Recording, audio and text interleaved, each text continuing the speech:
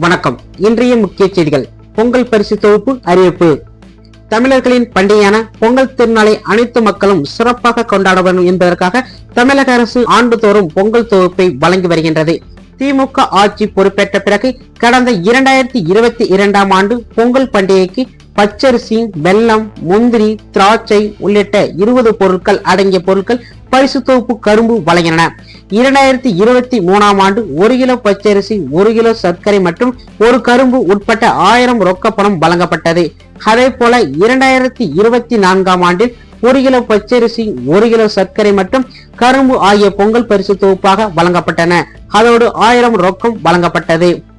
ஆனால் இந்த ரொக்கத்தொகையை மத்திய மாநில அரசு ஊழியர்கள், வருமான வரி செலுத்துபவர்கள், பொதுத்துறை நிறுவனங்கள் பணிபுரியவர்கள், சர்க்கரை அட்டைதாரர்கள் ஆகியோருக்கு வழங்கப்படவில்லை. அதே சமயம் கடந்த பொங்கல் பண்டிகைக்கு ரொக்க பரிசும் வழங்கப்படவில்லை.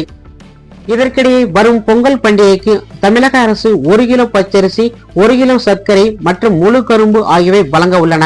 அதோடு ரொக்க பணமும் வழங்க தமிழக அரசு முடிவு செய்யப்பட்டுள்ளது. அது ரூபாய் 1000 இல்லை 2000 இல்லை 3000 அல்லது 5000 என்று கூட இருக்கலாம் என்று கூறப்படுகின்றன. இந்த விவகாரத்தில் முதலமைச்சர் மு.க. ஸ்டாலின் அதிகாரப்பூர்வமாக அறிவித்தால்தான் தெரியும் என்று அறிவிக்கப்பட்டுள்ளது. இருந்தாலும் வரும் பொங்கலுக்கு ரொக்க பணம் வழங்கப்படும் மட்டும் உறுதியாக உள்ளது. அதற்காக அறிவிப்பை முதலமைச்சர் மு.க. ஸ்டாலின் அடுத்த வாரம் அல்லது ஜனவரி மாதம் தொடக்கத்திலேயே அறிவிப்பார் என்று கூறப்பட்டுள்ளது.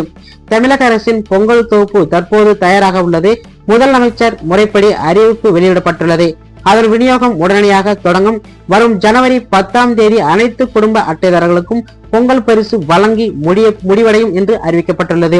தொடர்ந்து பொங்கல் பரிசு தொகையாக 5000 வழங்கப்படுமா என்று தொடர்ந்து செய்தியாளர்கள் எழுப்பிய கேள்விக்கு அதெல்லாம் பிறகு பார்த்துக் கொள்ளலாம் என்று பதிலளித்துள்ளார். இத்துடன் நம் செய்திகள் முடிவடைகின்றது. இது போன்ற செய்திகளை உடனுக்குடன் தெரிந்து கொள்ள நந்தி டிவி நியூஸ் சேனலை சப்ஸ்கிரைப் பண்ணி தெரிஞ்சுக்கொள்ளும். நன்றி, வணக்கம்.